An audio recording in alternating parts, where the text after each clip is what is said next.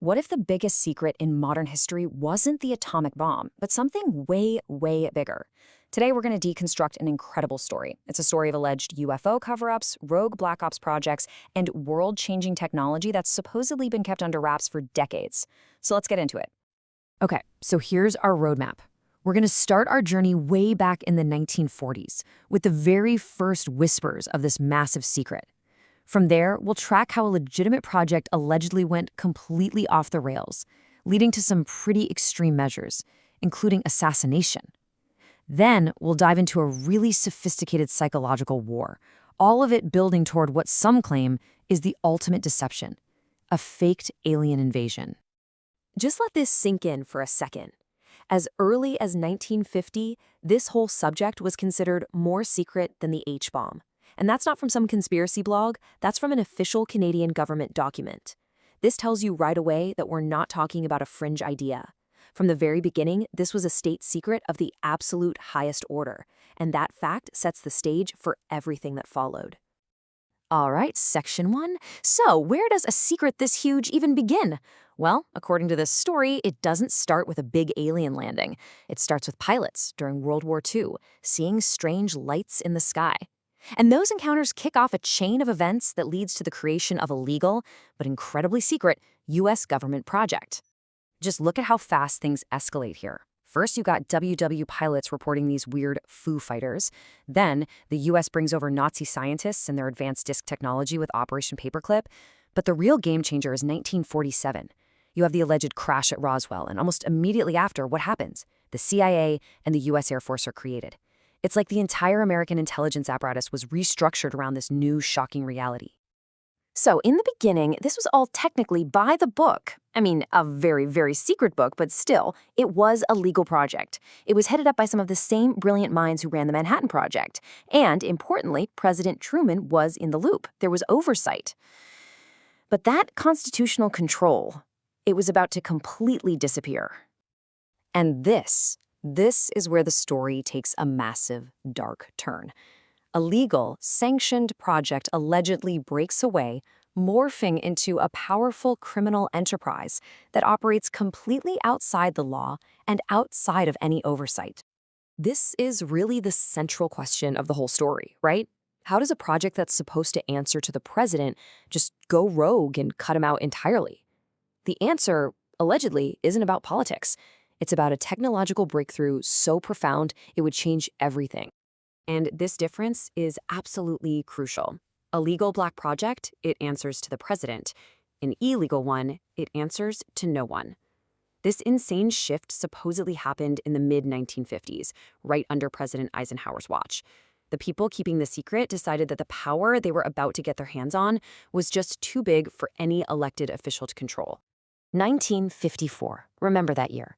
According to a top scientist from the Naval Research Labs, this is the year they cracked it. They figured out gravity control. And in that moment, a secret group was suddenly holding the keys to technology that could upend the entire global economy, making oil and gas pretty much obsolete overnight. The power was unbelievable, and they had no intention of handing it over. And this brings us right to Eisenhower's famous farewell speech. When you hear this warning through the lens of this story, it's not just some general caution. It sounds deeply personal. This was a five-star general, a president, basically admitting to the world that he had lost control of a powerful, secret faction inside his own government. So once this group went rogue, the gloves came off.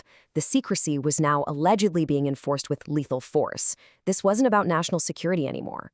This was about protecting their newfound power, at any cost. By the time John F. Kennedy takes office, he's apparently aware of the situation, but he's totally powerless. According to his own steward on Air Force One, Kennedy admitted the entire subject was, quote, out of my hands. He knew what was going on, but he had absolutely no control. And the need for secrecy allegedly led directly to murder. According to this supposed wiretap summary, Marilyn Monroe knew way too much. She threatened to hold a press conference to reveal what JFK had told her. Days later, she was found dead. This version of events doesn't frame it as a tragic accident, but as a silencing, an assassination to protect the secret. So, with the secret now protected by any means necessary, the group's strategy allegedly evolved. It wasn't enough to just hide the truth anymore. Now they had to create a new one, a carefully crafted lie, a massive psychological warfare campaign aimed at all of us. The goal of this PSYOP was brutally simple: convince the public and even other world leaders that aliens are a terrifying threat. See, if people are afraid of aliens, they're not going to question the secrecy. In fact, they'll support a military buildup in space, all while the real, game-changing technology stays hidden. And the tools they allegedly used were straight out of a science fiction movie.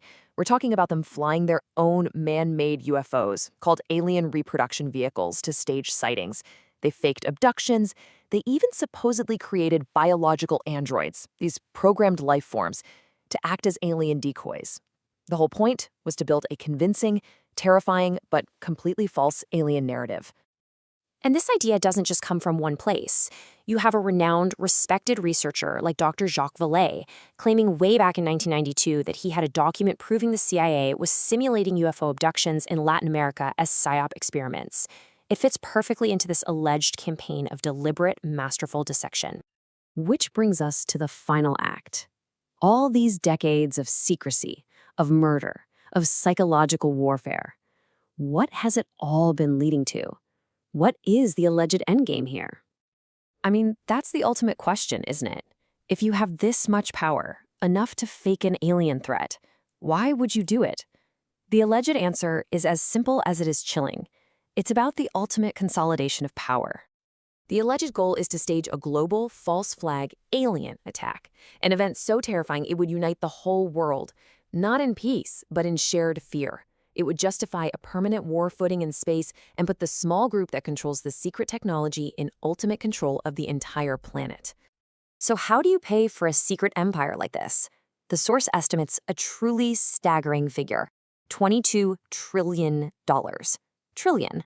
That's nearly the entire U.S. national debt, allegedly siphoned off over decades to fund these rogue projects, all operating in total darkness. And that's the story we've unpacked today. A complex web of alleged secrecy, power, and a deception of truly historic proportions. It leaves us all with a question that's more relevant now than ever.